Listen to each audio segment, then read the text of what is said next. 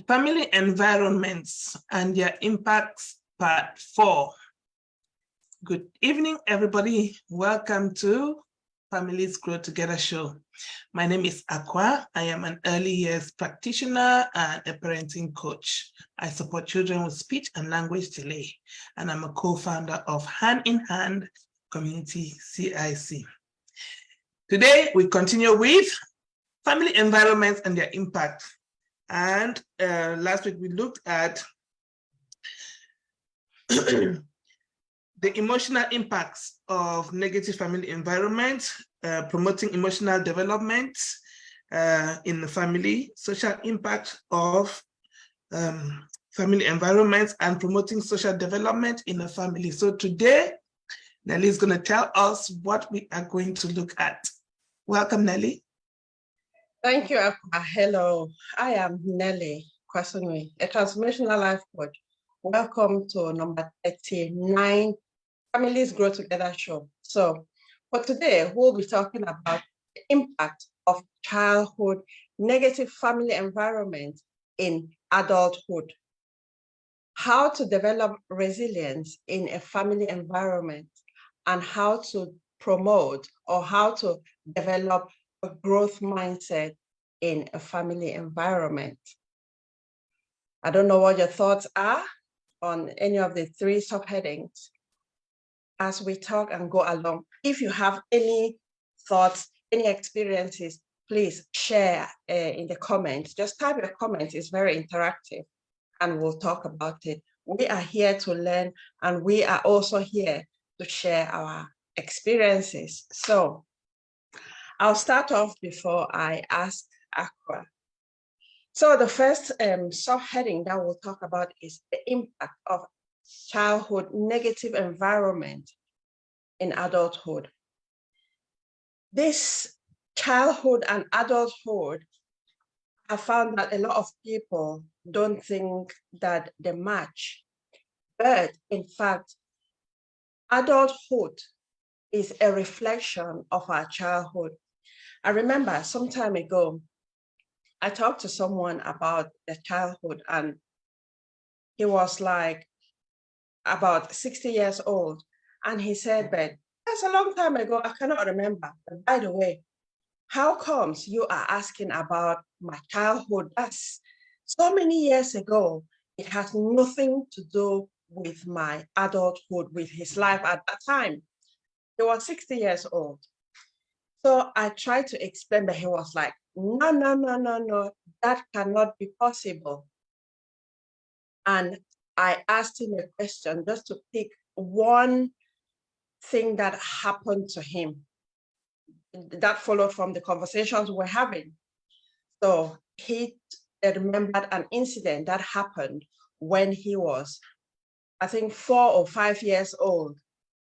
And then I didn't go further at that time. I asked him, how then have you just remembered straight away? And he was like, oh. So at that time, he had this insight that actually he could remember things in his childhood. And then I brought that fast forward to his current situation. And when he reflected, he realized that actually the way he responded at that 4 or 5 years old, he has adopted that same response. And that is how he responds to things at that time, because he had been avoiding. One of his main coping strategy was avoidance. And then he saw it there and it was like his whole world changed, because he was like, wow, I never thought of it that way. And I said, yes, it's hard to just know how to think about things that way. That is why you need help, because I didn't know as well. It's due to training and learning and reading and researching that I've come to this idea. So that's just one example. There are just so many. So yes, actually, the decisions we make in childhood reflect the life we are living as adults. Though the difference is that as a child, you make that decision with the very limited resources that you have. You can make decisions either consciously or unconsciously. But the thing is, when you are successful with that whatever the situation is. If you survived it, then it is highly likely you will use the same coping strategy because you'll be reinforcing that same behavior, that same pattern. And when you do it repeatedly, it becomes automatic and it goes into your subconscious mind. So that is why a lot of times you just act, you don't even think because you have done it so many times. So this is when you need to start questioning everything. Why do you do the things that you do? Why do you eat with your right hand instead of your left hand and vice versa? When you are putting on your clothes, why do you start with the left leg before the right leg? Or why do you start with the top before your pants or your trouser or your skirt? Just ask yourself all those questions, and then you realize that it started from your childhood. And probably if you continue questioning yourself and be honest with yourself, you might be able to go back to how you started with that behavior, because that's how our values and our beliefs are formed. Mostly, we get them from our parents, our environment, our community growing up, and we just adopt them, which sometimes when we get older, we start having conflicts because we start realizing that, oh, that belief, that mindset, that value, it's not mine. It doesn't sit well with me. So that is the reason we are talking about the impact of childhood negative environment in adulthood. So the first one is emotional and psychological effects. So you might struggle with depression, anxiety, self-esteem, and difficulties forming healthy relationships. For instance, if, say, growing up as children, we learn from observation. Let's say you grow up seeing your parents being unable to manage conflict. They shout at each other. At that age, you observe. It doesn't mean that you are just passing by. You store that information. And when you find yourself in a situation where you feel threatened in a relationship, any kind of relationship, not intimate relationship, then you will respond. If you don't have any other resources, you will respond the way you had observed your parents responding. It's the same as depression, anxiety. If your parents or adults in your community or in your home environment, they are depressed and they are anxious, it is highly likely you will start developing a way of responding to how you see the adults in your life. And then you will develop depression and anxiety. There's also attachment issues. There are different types of attachments. You have the secured and the insecure attachment. So if parents display a secured attachment, it is highly likely they'll promote a conducive family environment. Whereas if it's insecure attachment, then that the children in that home environment, they'll copy it, and they themselves, they'll present to be very insecure because at home, there's so much insecurity and they don't feel safe at home. So based on the quality of the relationship with their parents, their adults in their lives, their carers, that can influence how individuals form relationships in adulthood. And it just goes back to what I'd explained before. And there's the behavioral patterns. Again, to what I've said about the emotional and psychological effects, because it's just, if you do a behavior and that behavior is successful, let's say you shouted at someone because you didn't want to do what they asked you to do. That's a defense mechanism. And then probably you observe that the person just stepped back, maybe in fear. You will say, yes, I won. And you will reinforce that behavior. So then subsequently, you start shouting at people because you will know that they might just stay quiet until you meet someone who will face up to you. So, Aqua, can you share with us some of the impact of childhood negative environments in adulthood? This could be your personal experience. I know you work with moms, you work with parents, you work with children. It could be anyone in the community, any experience, please. Okay, thank you, Nelly, for that. Yes, research has shown that negative childhood experiences can impact us in adulthood in various many ways. And you've talked about the psychological impact and things like depression, because sometimes in childhood, people suppress their emotions because they don't have a voice. So there are times when children, because they don't have a voice, cannot speak up for themselves, cannot challenge authority, because especially us growing in African societies, the parents are authoritative figures and parenting styles are usually authoritarian. And as such, children don't really have a voice. And this can carry on into adulthood, where when they find authority figures, they become fearful. They cannot stand up for themselves, maybe in work or in an environment where their rights are being challenged.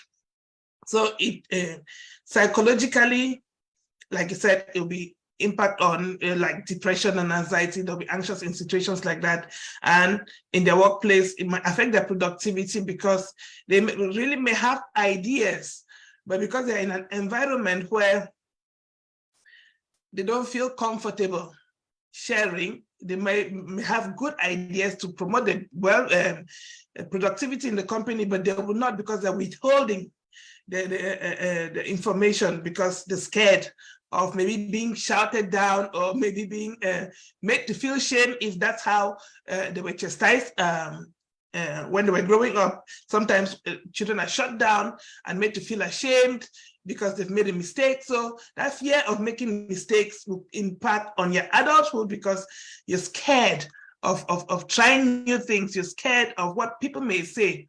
So that's one of such things. I don't know if you mentioned substance misuse. As children grow up, they find different, as they grow up into adults, when things become challenging, they find coping mechanisms that try and use. They could use alcohol, drugs, cigarettes, sex, food. Food is usually one that we do not talk very much about because everybody needs to eat. And so when people are eating, we don't usually look at food like addictions, but food can become addictions. And as such, we have to be careful, because if we look at it in the biblical sense, it will say gluttony is a sin, because you eat just eating because you don't even know why you're eating. It just occupies your mouth. It stops you from thinking about what is really going on. It stops you from looking at facing what the challenge is. So you just eat and numb the feelings that are coming up because you don't want to deal with it. It can cause health problems as well, because as we grow up, as we accumulate the stresses of childhood, it impacts on our physical health. We've just talked about the mental health side, the psychological health side. It impacts on our physical health. We know that stress and anxiety can lead to cancers, can lead to cardiovascular diseases and things like that. So if we do not deal with those things, first, it starts with being aware, because sometimes it's lack of awareness. I gave the example of that 60-year-old that you spoke to. They were not aware that what had happened in their childhood could impact their adulthood. And lack of awareness means that we do not know what the root cause of our issues are. So we may have high blood pressure, we may have diabetes, or we may even have cancers, and we're just looking at the surface of it. Oh, maybe it's lifestyle, but not knowing that it's some emotional issues that we have suppressed for so long. It is manifesting outwardly in physical symptoms. We have not looked at, I don't know if you talked about behavioral disorders. Sometimes it starts with adolescence. When the child now grows up to be at an age where they can start standing up for themselves, they become defiant. So they develop maybe oppositional defiance syndrome, if that's how it's said. They just rebel against all authority. So it can either go one way where they become so submissive that they cannot stand up for themselves, or they go to the other extreme where they're just opposed to any form of authority. So nobody can tell them anything. Even if you suggest something that is good for them, rebel because it comes from a person of authority. So it's important that we look at how we are behaving in adulthood. Why, and ask ourselves, what is it about the situation that makes me react this way? What is it about this person that makes me react that way? What is it about an authority figure that makes me react this certain way? Why am I feeling this way about being in this environment? So it's about questioning ourselves. What is it that is causing this reaction in me? And why am I feeling all these things? So it's important that we question ourselves and how we react to different things.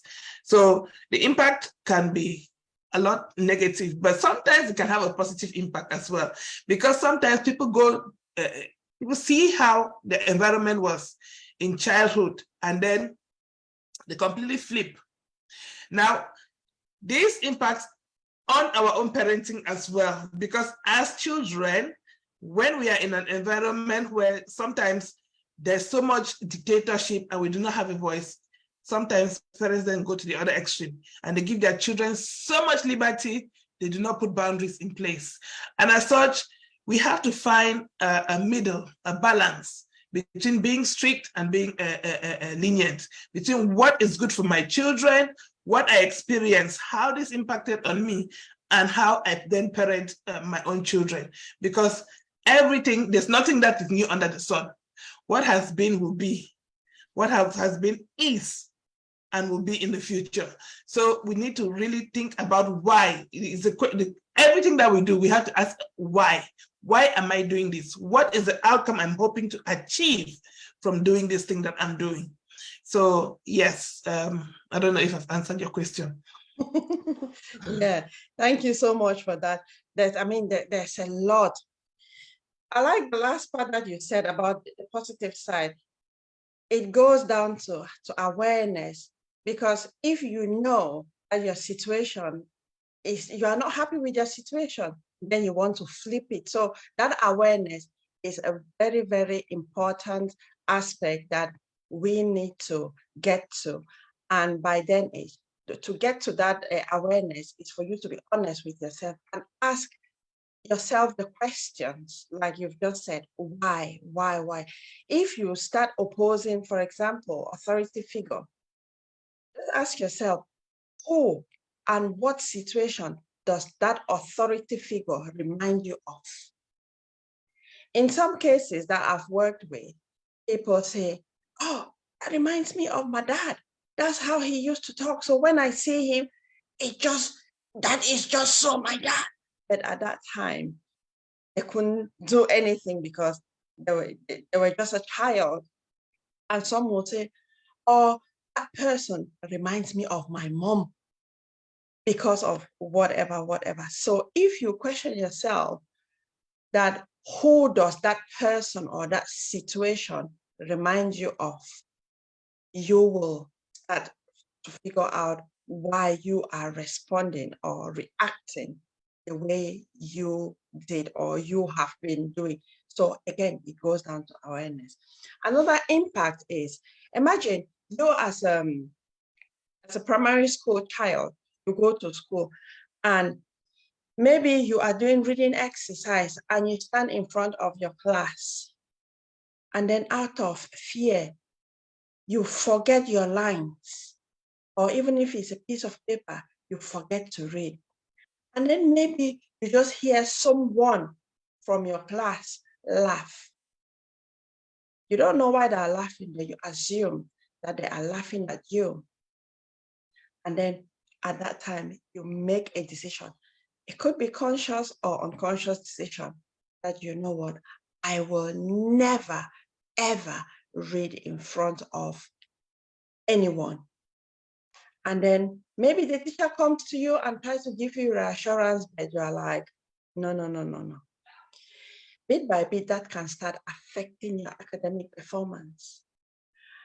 And then your voice, you lose your voice because, again, that confidence, self-esteem, worth, you have internalized that aspect that you forgot to read your line, or you messed up, you read the wrong line or anything like that, and then you heard someone laugh. You internalize that, and then you just live so many years on that. So now, as an adult, it will affect you because in your primary school and secondary school years, because you were so timid, you did not perform well. So you probably get confused what career you want to undertake in your life. You have some missed opportunities. And then you might even get confused. What do you want to do? What can I do? You start questioning yourself. And then because you're thinking that, oh, I'm not even good enough.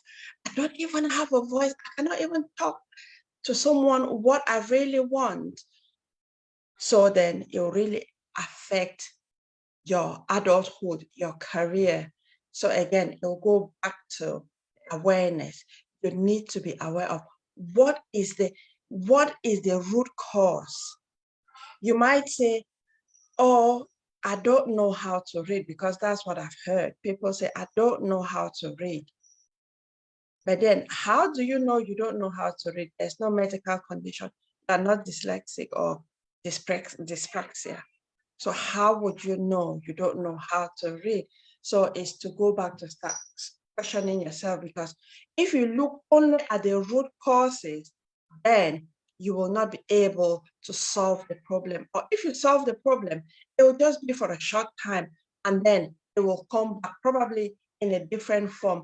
But if you go and sort the root cause, so this one is calming down yourself with the help of someone who knows what they are doing, helping you to calm down, and then you start thinking back, because all the information, everything that happened to you from when as early as you can start remember till now, it's all stored in your subconscious mind. But the thing is, you cannot access that information immediately because of the limited capacity of the memory. There's only so much you can remember at a given time.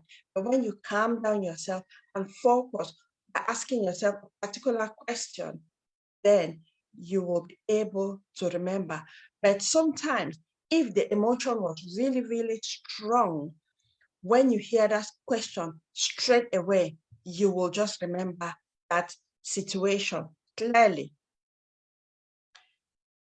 Aqua has talked about the physical health, how it will affect the physical health.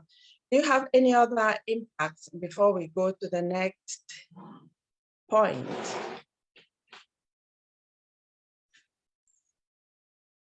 They're on mute. Yes. So no, you've added to the points that we talked about. I'm sure if we were to continue, we'll come up with lots more, but let's just move on to the next point, and then we may have come back around when we have time at the end. Okay, that's great. Thank you. So we'll be talking about how to develop resilience in a family environment. So what is resilience? The easiest or the most common one is one's ability to bounce back from challenge or from a difficult situation. When you look at this resilience, you find out that a situation might happen, and say two people witnessed that same situation, but then one can almost immediately go back to normal, but then another will take them months, years, and they'll still be feeling traumatized by whatever happened. So then what is it? It's just the same situation. So it's how people process information. And when we experience negative things in our lives, sometimes we think that it just remains in the mind. No, it finds somewhere, because it's negative energy, it rests somewhere in our bodies, just like Akko has said. Now they call it somatic experiences. It is negative energy that resides somewhere in your body. For instance, you might have pains, aches, and all whatnot. Where is that coming from? It's negative energy. So how to develop resilience in a family environment? The first one I'll talk about is build strong family bond. In the family, we don't just need to be present physically. We need to be present emotionally available, so we support each other. It doesn't mean that you have to be indoors 24/7. No, it's to carry on with your regular activities, however it is, but then make it your point of duty to be connected, have open and honest conversations with members of your family. Promote that family time. We talked about this last week. Promote family time, quality time. You can spend just 30 minutes with your family, but that 30 minutes the output from that 30 minutes will have such high quality as someone who spends a day or two or a week with their family will not have it. So spend that quality time with your family and promote strong family bond. Make it a duty that you as a parent, as an adult, you show the good example so that you model resilience. And then the other members of your family, especially the children, they will copy. Because if you don't practice resilience and you tell the children to practice resilience, it is obvious that they will do what they see you do. And then in the family, there will be no resilience. Encourage problem-solving skills. Again, display it as an adult. Do it yourself. Learn to problem solve instead of focusing on the problems and blaming other people and not taking responsibility. Develop it. We are not all born with problem-solving skills. A lot of these skills are learned. So we learn them, and you need to face your fears. But then when people want to avoid the fears, they want to go around the problem, they want to avoid the problem instead of solving the problem. It makes things worse over time, because people will start developing different coping strategies that will do a lot more harm than good. Promote positive thinking. When I talk about promote positive thinking, there's something that always comes to mind, because I was talking to someone and they said, I just hate hearing this positive thinking because people just dodge away from the facts and say, think positive, think positive. That's not the case. When I talk about promote positive thinking, I mean, you don't need to go far. Just wherever you are sad, turn on the news on your phone, on TikTok, Facebook, any social media, or go to your local newspapers. You will see bad news is everywhere. Regardless of the bad news, which is one of the motives for the media, that's how they get their attraction. But then a lot of positive things are missed out. But regardless of all the negative things that are happening, there are also positive things. And why the media promotes negativity is because they easily capture their audience. And that's how they make their money, because the more people watch, the more they subscribe to, whatever. So promote positive thinking. It doesn't mean that you will not have challenges. No, you will have these challenges, but look at what can you improve. So instead of just getting stuck on the problem, ask yourself, how can I solve that? How can I solve the problem instead of just talking about the problem without solving it? Because then you are not helping. So that's why positive thinking is very, very important. Express your emotions. It doesn't mean that you just need to be talk about your emotions, whether it's happy, whether it's sad. Acknowledge it, because everyone goes through so many experiences in a day. But then if you just want to suppress the emotion, you can suppress it only for so long. But then it gets to a point where you cannot suppress it anymore. And it will come out anyway in your behavior or in some other form. Like you might start comfort eating, like Aqua said before. Comfort eating, you might develop other coping strategies to numb the emotions, and you'll be causing more harm than good. So Aqua, I will pass it on to you. I've just been seeing you nodding and smiling. So over to you. How do we promote resilience in a family environment? Thank you, Nelly, for all those beautiful suggestions. Yes, because one thing that I love that, and we've talked about it before, is the family bonding, family time together, quality time, spending quality time with your children. This does not only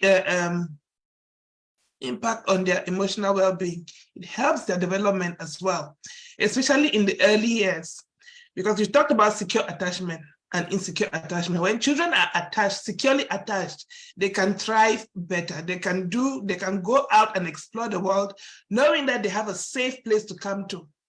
So you will see that even in toddlers, even in babies, they'll crawl away from their parents, turn and look back, where's my mom, where's my dad?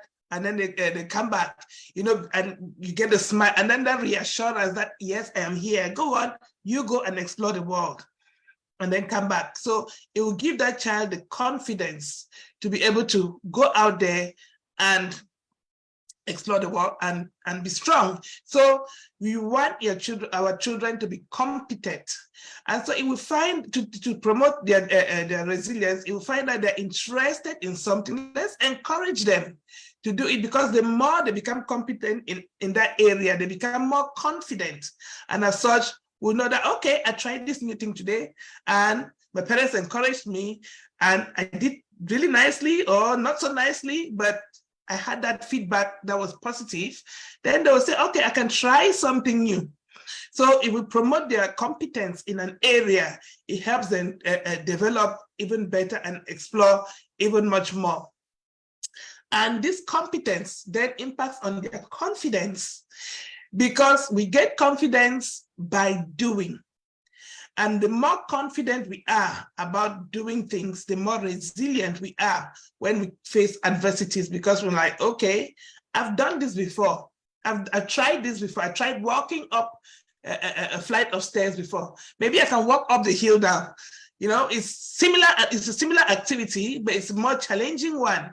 And as such, as we try new things, we become more competent. We also develop confidence in the process. And as such, we are stronger in that.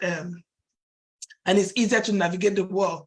And it helps us think outside the box as well, as to develop our confidence, because we try now to problem solve, as you rightly said. We try to do different things. It's important also to create connections as well, connections with other people. Like most personal development people say, look at your environment. You are the average of the 5 people that you're closest to. So the people you associate with impact on how resilient you are.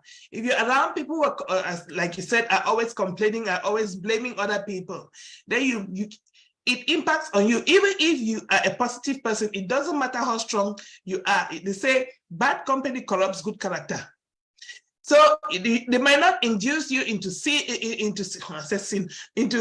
behaving badly or into to behave badly, but they will impact on your mindset, how you speak, how you look at the world. Your worldview is impacted by what goes in your mind. So we have to protect our mind with what comes in. So our connections matter. So we'll build strong and positive relationships with the ones that we love, with the people in our household, and we try and support each other to grow and give good guidance, especially as parents. Give good guidance. Let's not just support our children because they're our children. Let us guide them in the right way. During the good times and bad times, recognize what's happened. If they've done something good, praise them. If they've done something bad, rebuke them, correct them, because without those boundaries, we're not building resilience in our children. Because without boundaries, children are scared. Because we all need boundaries. We all live in a world of boundaries, even if we think we're free. Our houses are made of walls. Those walls are boundaries, and those boundaries are there to keep us safe. So rules and regulations, rights and responsibilities are also boundaries that we have to maintain in our relationships at home. It's important to develop character. Character is very important. This one is something that I'm passionate about. I do not like, let's just say, I dislike people who do not take responsibility for their actions. I strongly believe that if we do something, and I try to drum this into my kids' heads, I don't care what you do, good or bad, so long as you take responsibility of your actions. I have been rude today in school. Were you rude? Yes, okay, do the punishment. So whatever the consequences are, let us take responsibility for our action. It's not easy. I'm not going to say that it's easy because we all want to protect ourselves. And in some circumstances, we tend to lie to protect ourselves. But when the push comes to shove, we have to tell our children that, look, yes, you lie to protect yourself, but the consequences are worse when you lie than when you tell the truth. Because for one, emotionally, you are better. Because when you lie, you have to keep lying to cover the next lie, to cover the next lie, to cover the next lie. Whereas if you told the truth at once, yes, there will be punishment, but that is done and dusted. When we lie, we're scared that we're going to be found out, and then we keep lying, and it makes this situation worse. So we have to develop values that we stand by, that the people around us know that these are your values, so that when somebody says, okay, Nelly, you shouted at that person, I'll say, that is out of character, because the Nelly I know is soft-spoken. So people need to know you, that this is who you are, in front of the screen and behind the screen. So character is very important. Let's develop character in our children. Let's develop values by which we live, by which people know us. So another one is integrity, transparency. These are some of the values that we have at hand in hand. And these values will promote resilience in a family's environment, and it will promote trust in the family environment. Without trust, everything goes haywire. So one of those things that we have to promote in our family environments is honesty that builds trust. And another thing that promotes resilience is contribution, where we make contribution to the society, where we feel like we matter, because we all have needs. And one of our needs is to form connections and to contribute. And so when we contribute, well, we know that, okay, we volunteered here, we supported this lady, this older person carried their shopping to the car, we cleaned in the church. Where you contribute, it helps to build your confidence as well. And so you develop resilience. You know that, okay, I can do this, I can do that. Another thing is to be very hopeful. We need to live in hope, because when you're not hopeful, you don't have anything to look forward to. It's like everything is gone. So it's important to be hopeful. That comes in line with the positive thinking. Because if you're not hopeful, it means that you're probably thinking negatively. Oh, woe is me, my world has ended, I can never be this or I can never be that. Whereas if you think positive, you're like, okay, yes, this is a bad situation, but I can overcome it. The future is brighter, my better days are ahead. So you have something to look forward to, irrespective of what is going on. So it's important that we remain hopeful and to take care of ourselves. Not only mentally, not only emotionally, but physically as well. Go for a walk, talk to nature, talk to the trees outside. I've started talking to my garden plants, like produce proper vegetables because I'm gonna eat you and I'll be healthy. Talk to the plants outside. If you don't have somebody to talk to the trees. Talk, take care of yourself and go out there and be proactive so that we are not waiting for somebody to come and save us. Nobody's going to come to save you. We have to get up, look at our situation and say, okay, this is where I am. How can I get out of this pit? One little step at a time. One positive action at a time. Somebody said success is not doing massive things. It's about doing those 5 minutes here, 5 minutes there, 1 hour here, 1 hour there. And by the end of the year, you realize that you've done a lot. And so when we're building our resilience in the family, when we're building resilience in our children, it's about encouraging them step by step, one little step at a time. And know that we have control over what happens to us. Yes, people may do things, but you have control over yourself, how we react, how we respond. Let's say how we respond. Let's not talk about reaction, how we respond. And so we have control over that.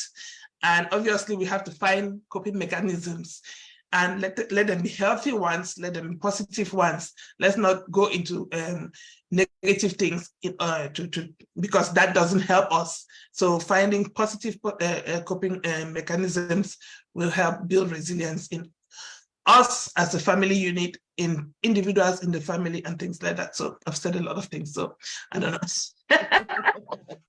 Yeah, thank you so much for that. So you've said so many things, but I'll just pick on one or two.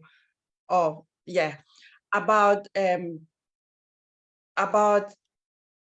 you didn't say it the way I want to say it, Okay. but is overprotection. Yep. Parents sometimes say, oh, I love my children, I want to do things for them. And they are exhibiting their fear onto the child or children in the form of overprotection. And it is depriving them of their independence and not letting them to adventure. So if you are a parent, just think, ask yourself, am I promoting my child's independence? Am I helping them to take risks? And am I there to help them? Because if you keep on doing for your children, you are not helping them to grow. And like that, they will struggle because they don't develop that resilience. Leave them to go out there, make mistakes. It is from those mistakes that we all learn. Because if you want to overprotect your child, you don't promote their independence. Then when they are faced with a proper challenge that you are not there to support them or to take away that challenge, they're just in a mess because they don't even know where to start. So don't overprotect your child.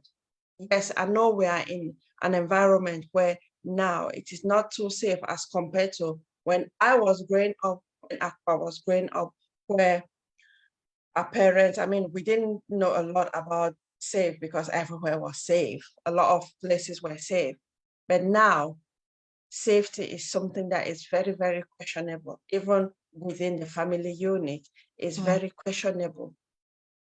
But you will start by educating your children, educate your child on being safe and encourage them to adventure, because that's how they'll learn.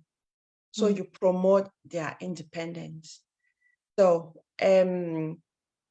let's go to the next point. I'm just looking at the time. So Aqua, how do we develop a growth mindset in a family environment? I'll just talk about fixed mindset a bit.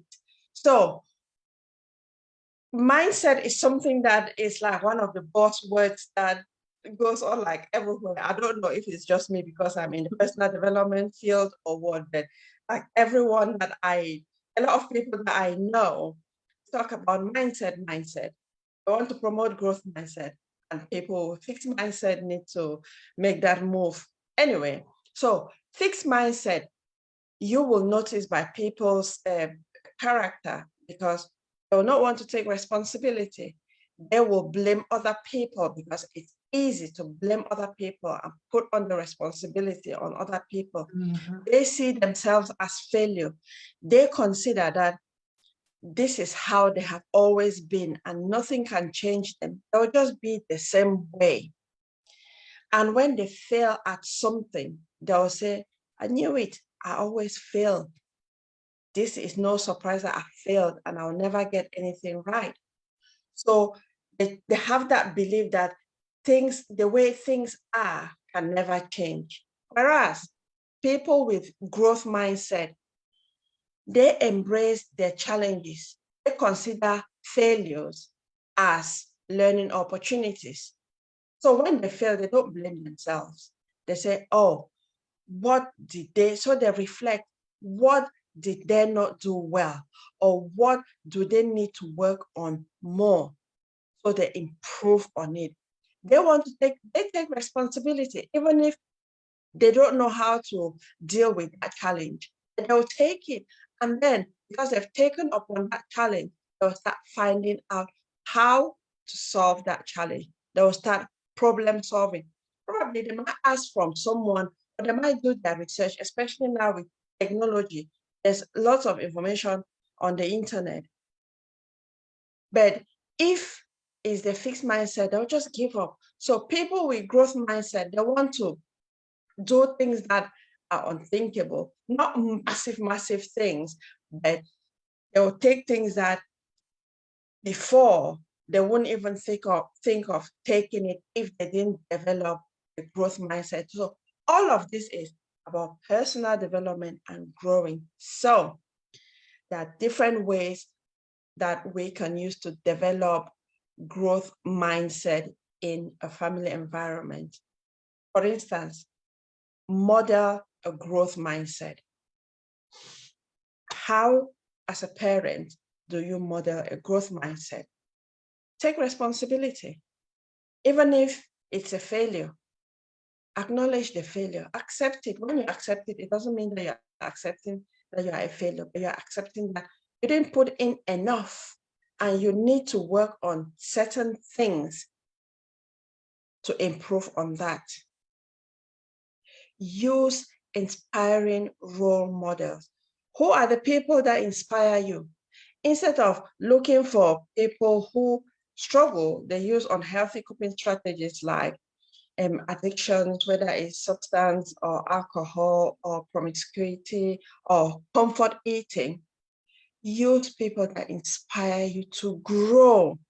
For instance, I myself, when I started getting into, when I had the thought of, oh, there's something bigger than what I was. So I started finding, I didn't know what it was. And the first motivational speaker that I listened to is Lisa Nichols. Until today, that is 15 years now, I still listen to Lisa Nichols. So when I heard her story, I was like, wow, if that lady could overcome whatever she went through, I am breathing, I am physically fit, why not me? Anyway, so let's use inspiring role models. Let's set realistic expectations. because we want to promote growth. Let's not put expectations that are unachievable, because if we put such expectations, already we are setting the family members to fail, and then they'll just stay with the limited mindset, but then we want them to grow. So, Aqua, I will go over to you. Give us some of the things we need to do to develop a growth mindset within a family environment.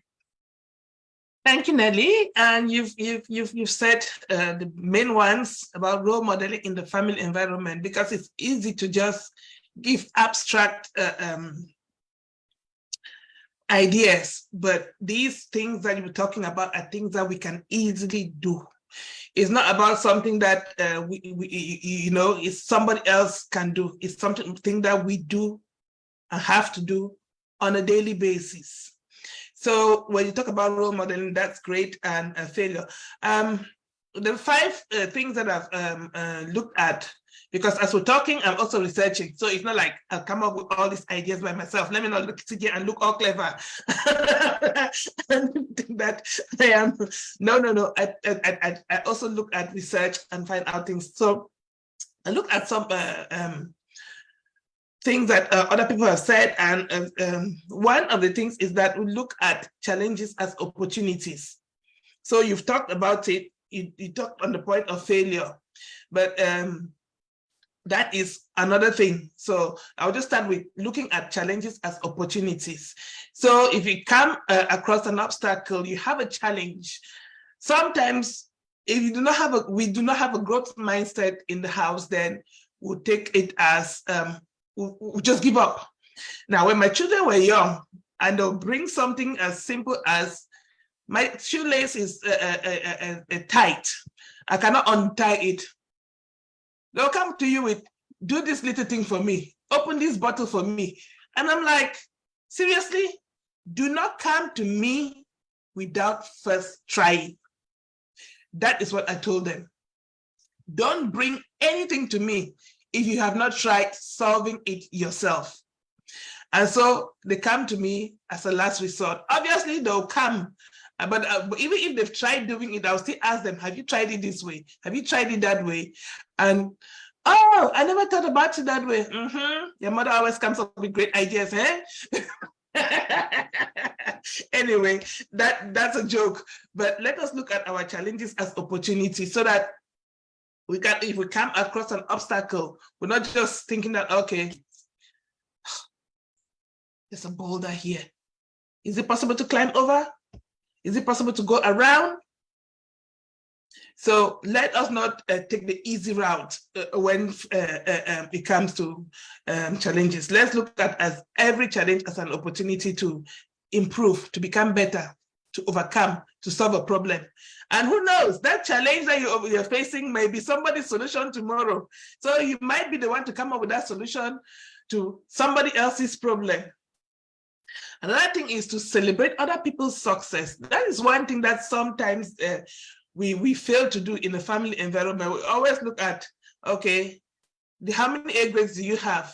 We try and celebrate. We need to celebrate other people's success. We need to celebrate each other in the family environment, so that if one person does something nice, let's congratulate them, let's celebrate them, let's make sure that everybody's achievement is celebrated. And even when they have just tried, okay, I went to football today and we were defeated. Did you put your best on the field? Yes. Great stuff. Did you have fun? Yes. Great stuff. So it's not only about coming back with a trophy, it's about how you performed. Because sometimes the opposing team will win, not because they did better than you, but because you didn't do as well as you should have done. So it's important that we celebrate success, we celebrate our efforts and achievements together.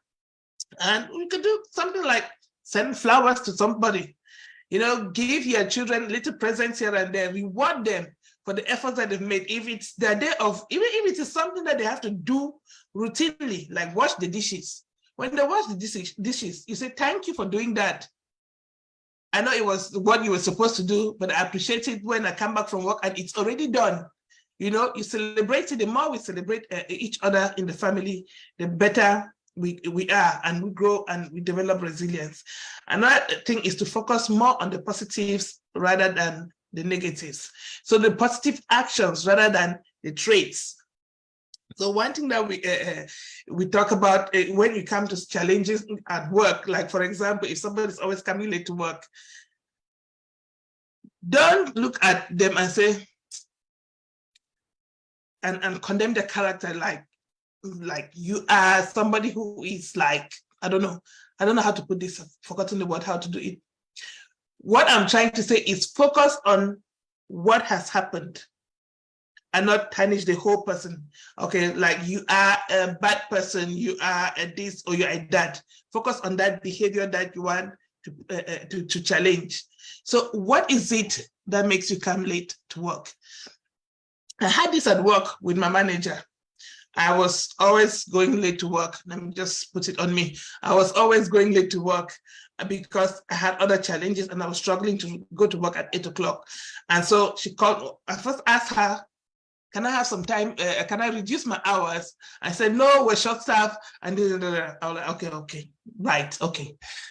But I couldn't go to work early because I had to make sure that my kids were on the school bus, because if they're not on the school bus, I have to chase the bus. And so she called me when she saw that I was coming late all the time. She's like, okay, come, let's talk. What is going on and how can I help?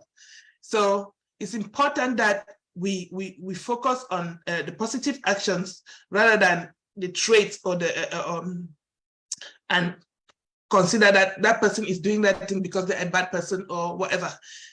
So she called me and I talked to her and I told her my situation, and she said, okay, what time will be best for you? When do you think you can make it into work so that things are easy for you? And I said 8:30 will be convenient for me. And she said, okay, that's fine. So how many hours do you want to do? So we discussed that and reduced my hours accordingly. And now I am more comfortable. Now I am more productive. And now I feel more at ease at work because I don't come into work anxious, because I come into work on time. Because when I go into work late, I'm always anxious that, oh, the manager is going to say this or what is it, you know?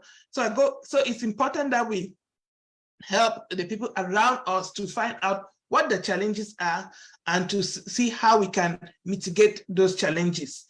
Another thing is, you talk about failure, recognizing where we are, what we have failed at, because just because we fail at something doesn't mean that we are a failure. That is something that we always need to recognize and see how we can improve on what we failed at. So what was it? So it's important that we promote a reflective environment in the house. So this is what has happened. What could you have done differently? What are the alternatives? How could you have done better? So it's important that we reflect on what has happened and see how we can improve. Little by little, the thing is, it is bit by bit that we have to change. We do not have to eat the whole elephant in one go. We have to chunk it into tiny pieces. So celebrate as we go along. And to remember that growth is a process, not a destination, because there is no final destination in growth. When you're growing, you're constantly learning. That is something that we need to develop. Not everybody is good at learning, but we all can learn. So somebody may be able to learn academically and they go all the way to PhD and professor and all the like. And another person is more practical. How can I learn practical stuff? So we have to define what success looks like. We have to define what growth looks like for us as individuals, as individual members of the family. What does it look like for my son? What does it look like for my daughter? We do not all have the same gifts. We do not all have the same talents. And as such, we have to maximize the use of what each person's gifts are and help them develop those gifts and grow and know that growth is not just that I have finished, I've done my GCSE, and that's the destination. No, that is the springboard to another level. So when we have accomplished, I finished reading that book in a month, what's the next book that I'm going to read? What is the next thing that I want to learn about? So let us look at it as a journey. Like life is a journey, life is not a destination. So I think I'm going to stop there for now. Thank you. Thank you so much, Aka. I won't repeat any of what you've said, but what I'll talk about is the flowers. When you mentioned the flowers, I was just laughing because I love flowers. Like in my house, I have flowers in my house. I have flowers outside. If someone gives me a present of flowers, I'll be very delighted because I go to the shop and buy flowers to put in my house. But the reason why I have decided to talk about flowers is because some African friends that I've talked about flowers, and they're like, that's just a waste of money.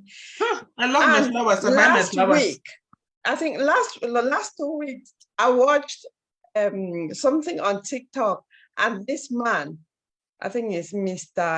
I can't remember his name, it starts with A. He was talking, he said he was really, really disappointed that he was leaving a job and they bought him flowers and he held the flowers in disappointment. And he was like, why did they waste the money to buy me flowers when I'm going? And he was really upset. So when you talked about flowers, it just reminded me of that video that I watched. Yeah. So flowers are good, but then we don't need to just buy flowers because we think that flowers is generally accepted in whatever environment we are. Let's look at what that individual will appreciate instead of buying flowers and giving to someone who just turned behind and put flowers. Why are you giving me flowers? Am I dead? Or is someone dead? So we need to be careful. So I'm mindful of time. Thank you so much. Wait, can I just say a few things, please? There are some couple of things that I've just thought about and that reason that has, please, let me just say these things. Okay. Growth mindset. It is important that we identify what our mindset is, what our underlying beliefs are. Because if we do not know what we believe, we cannot improve on those beliefs. So everything that we do stems on what we believe, and how we are going to react and do things is in short based on our beliefs. And let us be kind to ourselves and to one another. Those are the two things that I really wanted to say. Let's be kind to ourselves. Growth is, as we said, it's a journey. Be kind to yourself. Yeah. Thank you so much for that addition. Yes, we need to be kind to ourselves. Self-care is not being selfish. So you need to take care of yourself. And awareness is behind everything that we do if we want to change the way we have been living our lives. Awareness is important because if you don't start questioning yourself, you wouldn't even know that the beliefs that you have been living your whole life you would consider has anything to do with how you are living. So that's why awareness is very important. So thank you for today. And it's always been a pleasure because as we have this conversation, for myself, I know there are some points that always tickle me. And when I go after every show, there's always something that I want to learn more about, because no day passes without me reading or listening something new every day. Especially listening. It's easier for me to listen. So like books, I listen to books on YouTube free because it's there free. I don't pay. And with these different ideas that I get, it really helps me because, you know, like how YouTube does it, when you finish reading, listening to one, it suggests. And then sometimes if I listen to something and it's really interesting, I order the book. So which is why Sometimes I listen, sometimes I read, but I do more of the listening than reading. So why I've brought this up is we have access, a lot of people in the world have access to YouTube. When you go onto YouTube, make maximum use of it to learn, not just go there and watch YouTube shorts. whatever, I don't even know. Dances. Learn something that you will improve on yourself. That's my take. And like on this show, I don't think any one show finishes without us talking about learning, because that's what we do. And we just get better and better. We are only experts in our lived experiences, same as you. You are the expert in your lived experience. So let's improve on it, because we came to this earth to excel and not just to survive. So thank you so much. And Aqua, what do we have coming up? Right. Drum rolls. So in the next couple of weeks, we have our holiday activities and food program coming up from the 7th to the 11th of August at Hebron Church. So if you have not yet booked your child's place, then go online and book your child's place so that they can come have fun with us. On the 5th of August, we're also doing our Explore Your Neighborhood project. So we're going to a beautiful reservoir in Oldham. I'm not going to tell you the name right now. You'll find out next week what it is. So if you haven't booked that yet, go on our website and book your place. And coming in September, we have a wellbeing workshop coming up. So we're going to send you details of that as well. Everything is on our website. So we'll talk more about that and how it came about in later shows. So Nelly, what is our website address?